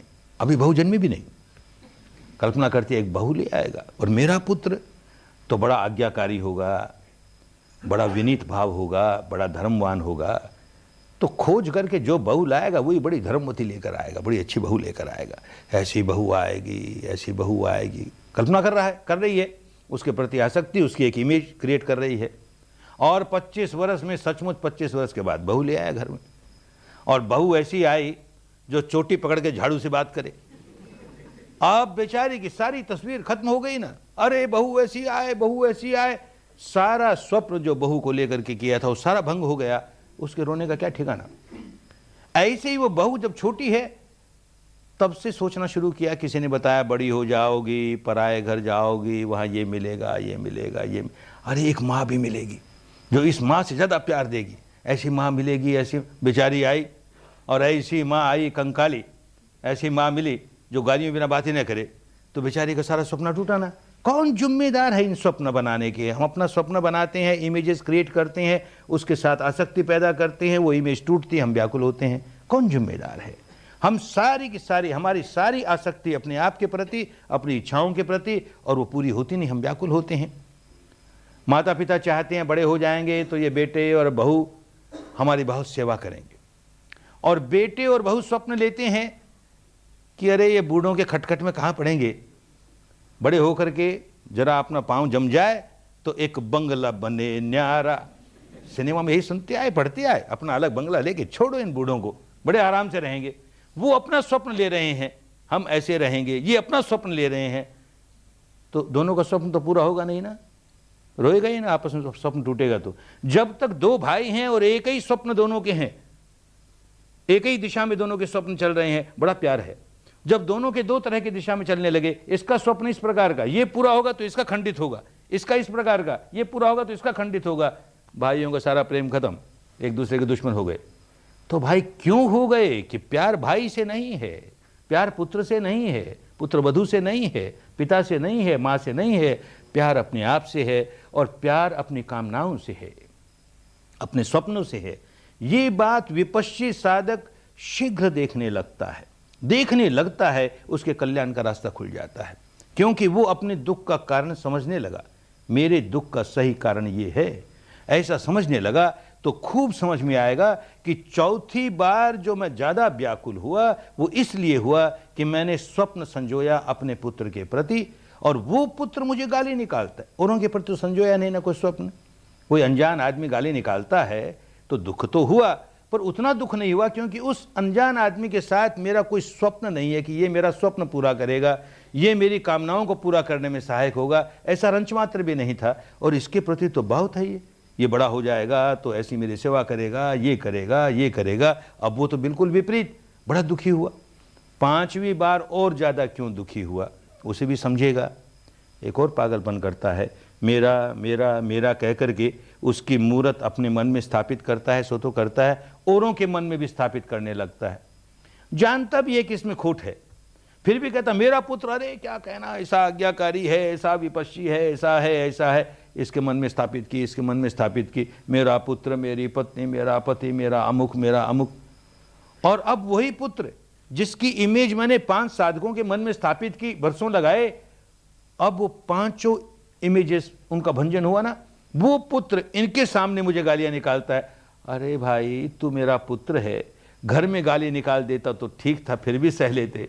तो इन 5 आदमियों के सामने, मेरे साधुओं के सामने मेरी इज्जत खराब करता है, इनके सामने गाली निकालता है। होश नहीं है ना। अकेले में निकाले कि बाहर निकाले, तू क्यों दुखी हो रहा है इसको देखना।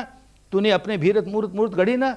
वो चित्रकार जो चित्र बना करके उस पर पागल हो गया, ऐसे ही हम मूर्तिकार मूर्ति बना बना करके पागल हो रहे हैं। ये बात विपश्चित साधक को जितनी जल्दी समझ में आ जाए उतनी जल्दी कल्याण के रास्ते पड़ गया, आनी चाहिए।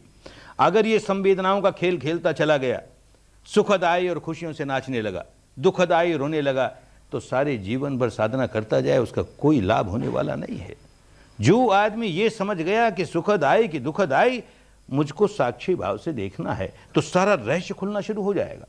ये देख परमाणुओं का पुंज है, ये देख चित्त के 4 हिस्से हैं, ये विज्ञान है, जानने का काम करता है, ये संज्ञा है, पहचानने का काम करती है और मूल्यांकन करती है, वेदना संवेदनशील होने का काम करती है, ये संस्कार प्रतिक्रिया करने का काम करता है। वो देख इसका कैसे प्रभाव शरीर में पड़ रहा है, कैसे संवेदना आ रही है, कैसे संवेदना हमें प्रभावित करती है। उस संवेदना की वजह से विकार और जागता है, संवेदना बढ़ती है, संवेदना बढ़ती है, विकार बढ़ता है, विकार बढ़ता है, संवेदना बढ़ती है। सारा प्रपंच समझ में आने लगेगा। अब संवेदना आएगी तो विकार नहीं बढ़ाएगा, साक्षी भाव से देखेगा, तो संवेदना अपने आप हमको सिर पर चढ़ने वाली नहीं होगी, तो विकार अपने आप सिर पर चढ़ने वाले नहीं होंगे, दोनों दुर्बल होते होते होते समाप्त हो जाएंगे। ये सारा काम सफलता के लक्ष्य में तब पूरा होगा जबकि हम विपश्यना ठीक से कर पाएंगे। और ठीक से करने का ये कि हम भोक्ता भाव से बाहर निकल करके दृष्टा भाव में स्थापित हों और उसके अनित्य स्वभाव को समझते रहें। अनित्य है, ऐसी संवेदनाएं तो अनित्य है, ऐसा विकार जागा तो अनित्य है। देखें तो कितनी देर रहता है, देखें तो कितनी देर रहता है। यूं उसमें पुष्ट होते होते अपने स्वभाव को पलटना शुरू कर देंगे। तो विपश्यना बड़ी कल्याणकारिणी हो गई, बड़ी कल्याणकारिणी हो गई। जितने हमारे भीतर दुर्गुण हैं, जितने हमारे भीतर खोट है, जितने हमारे भीतर मैल हैं, वो सारे के सारे हमारे मुक्ति के लिए बाधक हैं। मुक्ति, जब तक ये खोट नहीं निकलेंगे तो मुक्ति काहे की। हमको किसने रस्सी से बांध रखा है, कि हथकड़ियों से बांध रखा है, कि बेड़ियों से बांध रखा है। हम विकारों से बंधे हुए हैं। जब तक विकारों से बंधे हुए हैं तब तक हम बंदी हैं। भाव इसी तरह बंधे रहेंगे, एक जन्म के बाद दूसरा, एक जन्म के बाद दूसरा, और हर जन्म में व्याकुलता ही व्याकुलता, व्याकुलता ही व्याकुलता। ये सारे के सारे जो दुर्गुण है वो निकलते चले जाए, चित्त निर्मल होता चला जाए और सद्गुणों से बढ़ता चला जाए, तो यही सद्गुण हमारे सहायक हो गए, हमको भव सागर पार करने में बहुत बड़े सहायक हो गए। इसीलिए 10 तरह के ऐसे सद्गुण हैं जिनको पुरानी भाषा में पारमी कहा, पुण्य पारमी। ऐसे पुण्य माने वो जो हमारे चित्त को पुनीत करें, उसको पुण्य कहा जाता था।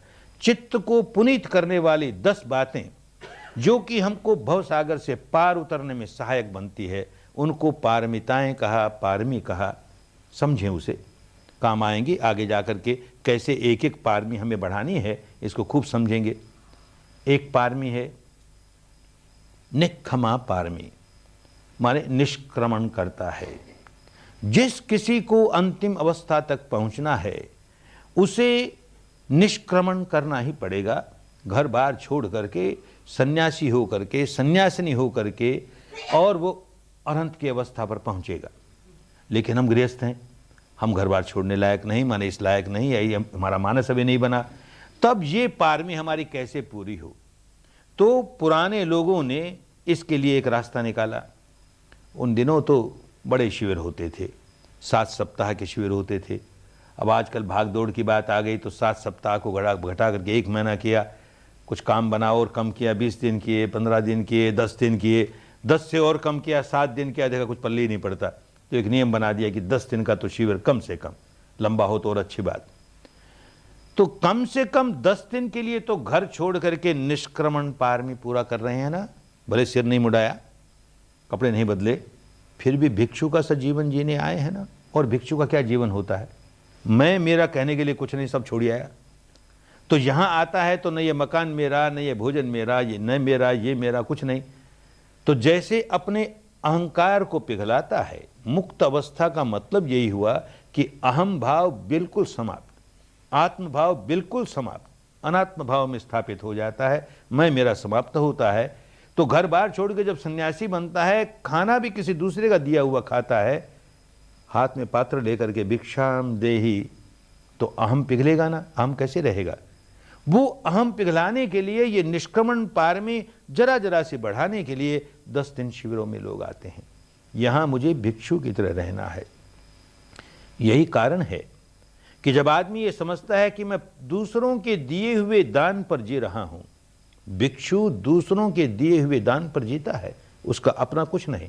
तो यहां 10 दिन रहते हुए किसी ने दान दिया, इसकी वजह से मुझे भोजन मिलता है, सुबह का भी दोपहर का भी। किसी ने दान दिया, उसके भोजन पर पल रहा हूं। अगर यहां रहने के, खाने के, पीने के, अरे ये धर्म सिखाने के चार्जेस तो कोई क्या देगा और कोई क्या लेगा, उसे न भी ले, फिर भी रहने का तो लगता है इतना पैसा देना ही पड़ेगा भाई, खाने का तो लगता है इतना देना ही पड़ेगा, बिजली का, पानी का, इसका उसका लगता है, तुमको 10 दिन के लिए इतना पैसा तो देना ही पड़ेगा। तो होटल हो जाती ना, फिर होटल का चार्ज दिया ना, तो उसके निष्क्रमण पारमी कैसे बनती। इसलिए इस परंपरा में खाने रहने, माने धर्म सिखाया उसकी तो बात ही क्या, खाने रहने खर्च, उसका भी कोई खर्चा नहीं। वो इसीलिए कि उसके मन में ये भाव आए, मैं पराये दान पर जी रहा हूं, पराये दान पर जी रहा हूं।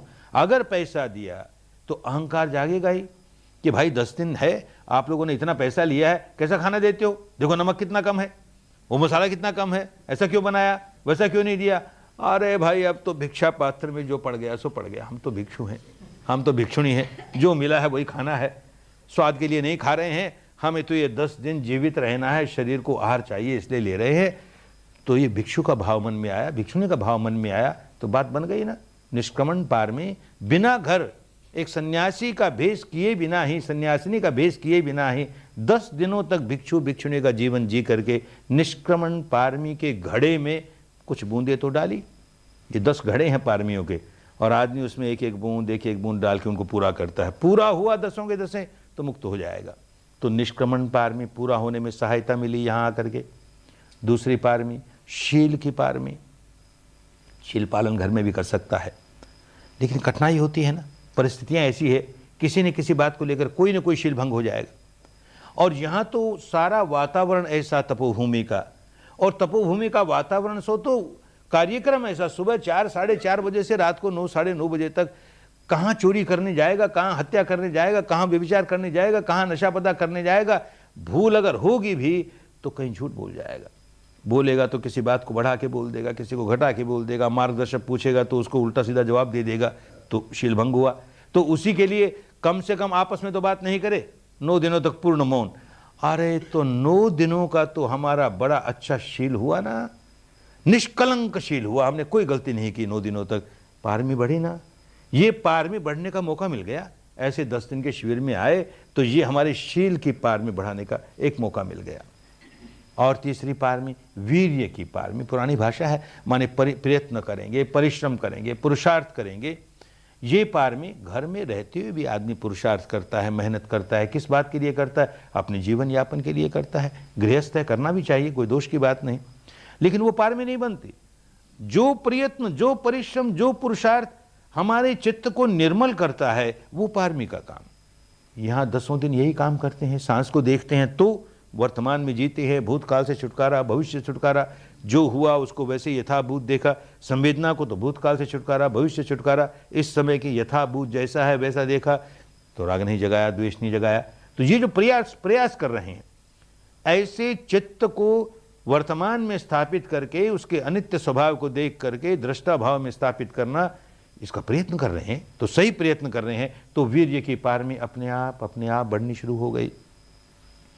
शील की पारमी, वीर्य की पारमी, प्रज्ञा की पारमी।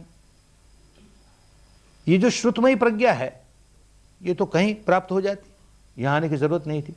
चिंतनमयी प्रज्ञा है, सुन करके घर में उसका चिंतन करते, कहीं हो जाती।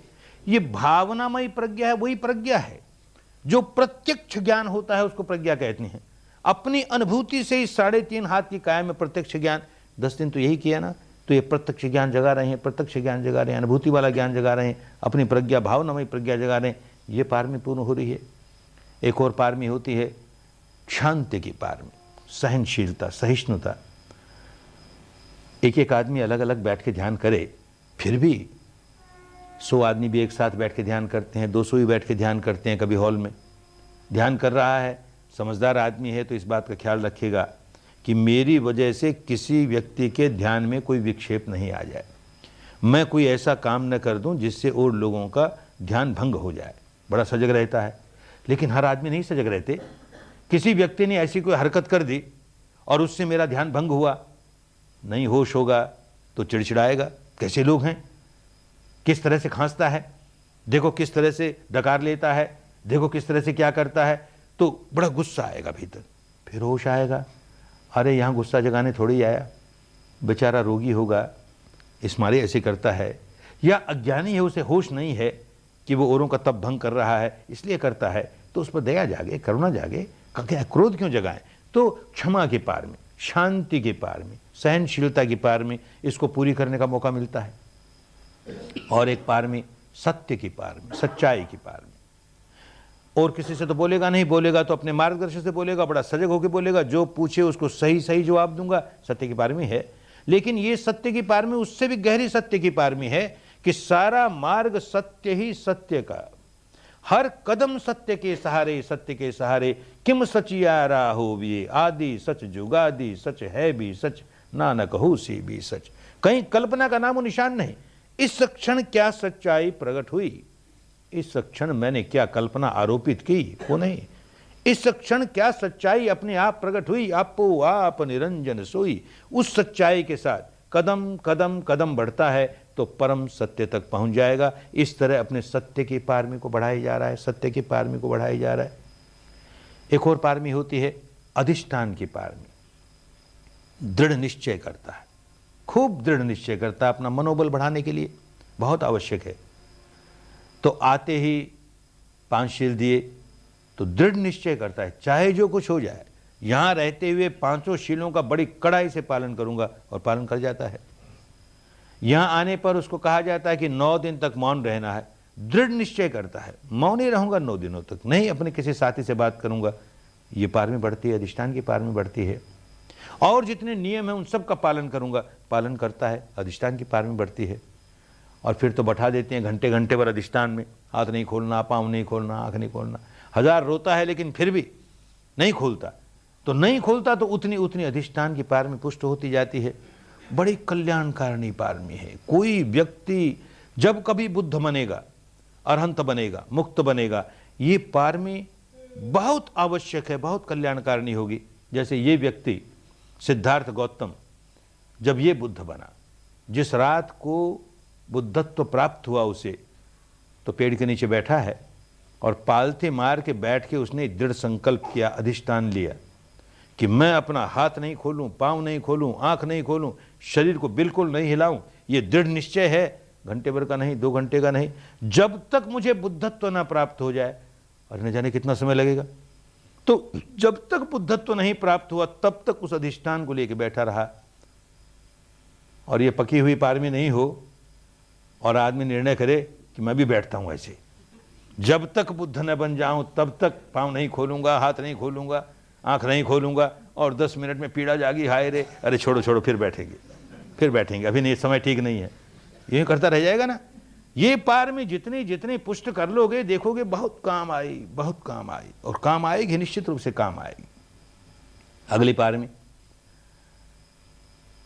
उपेक्षा पार में, उपेक्षा माने समता का भाव।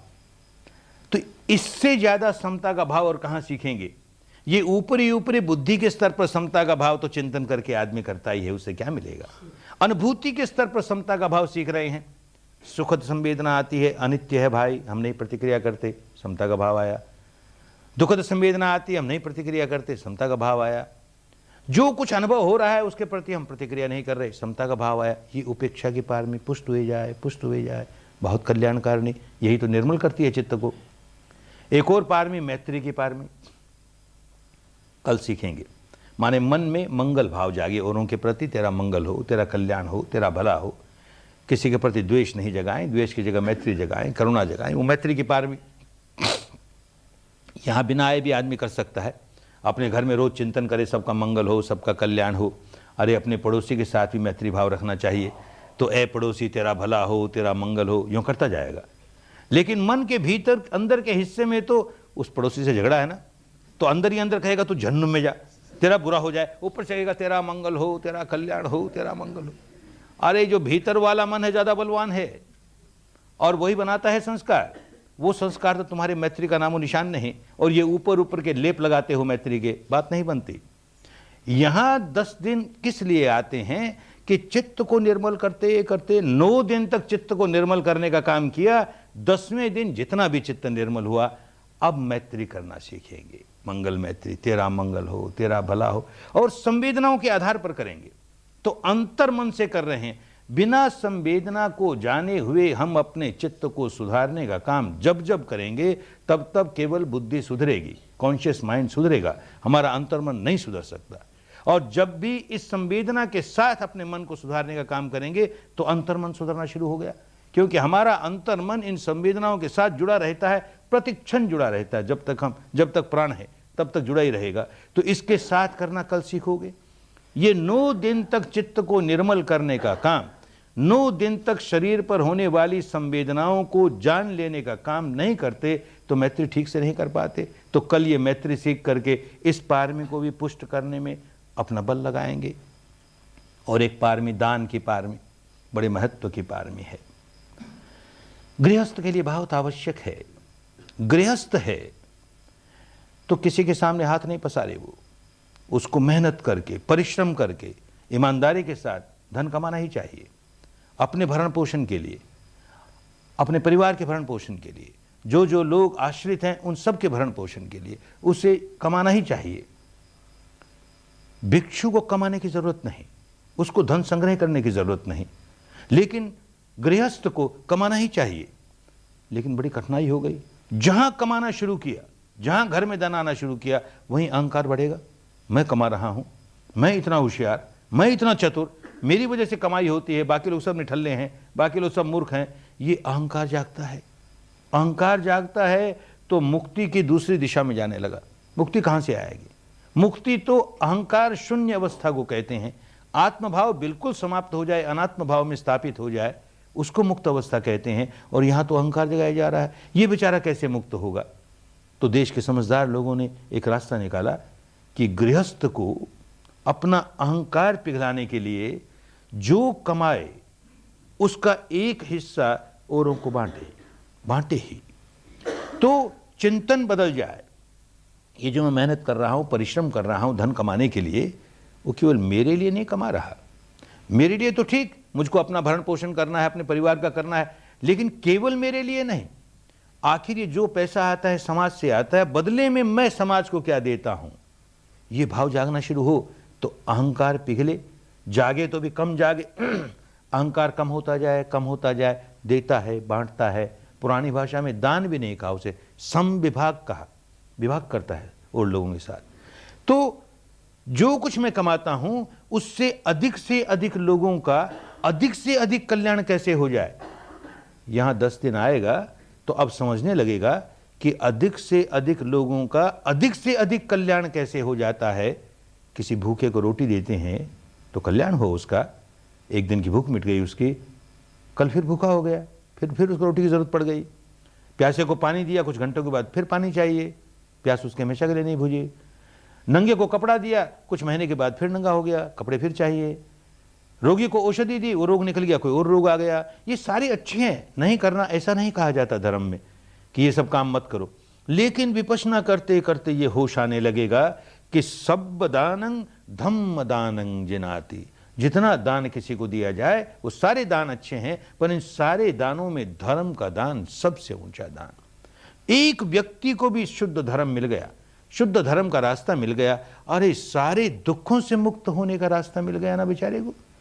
ये छोटे मोटे दुख दूर हुए फिर आए, दुख दूर हुए फिर आए, ये तो सारे दुखों से दूर हो जाएगा, भव चक्र से दुख से छुटकारा पा लेगा। इतना बड़ा दान, इसमें मैं कैसे सहायक हो जाऊं? तो 10 दिनों तक अपने यहां रहने का दान नहीं दे रहा। जो व्यक्ति ये सोच के दान देता है, शिविर में आकर के 10 दिन रहा तो इनका खाने का कितना लगा होगा? अरे 100 लगे होंगे। ये पानी वानी का क्या लगा होगा? इतने लगे होंगे। अच्छा क्या है, आज का महंगाई है तो 200 लगे होंगे, 250 लगे होंगे, और क्या, दो ना 250, छुड़ाओ पिंड अपना। अरे क्या दान दिया रे तूने, होटल का बिल चुकाया ना फिर? नहीं, मैं तो रहा भिक्षु की तरह किसी और के दान पर।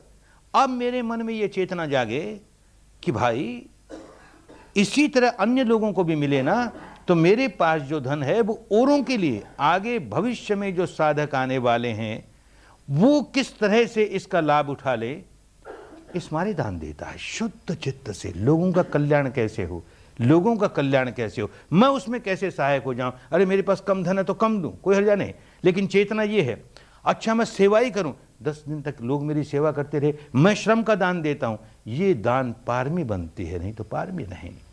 ये 10 पारमियों को याद रखेंगे और जब कभी भविष्य में 10 दिन के शिविर में आएंगे, खूब याद रख करके, एक एक पारमी को पुष्ट करने के लिए आया हूं।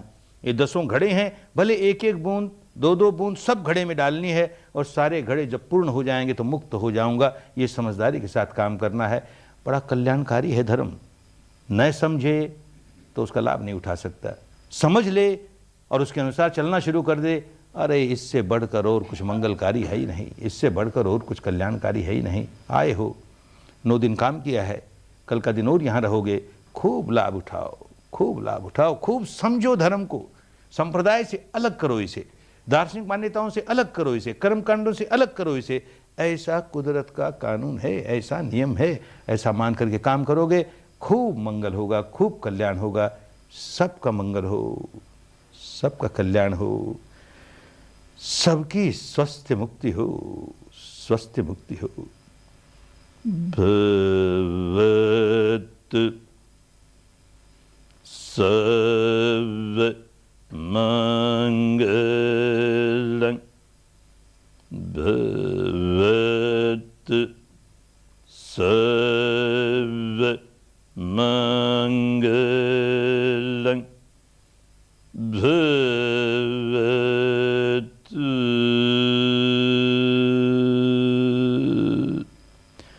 सर्व मंगलं।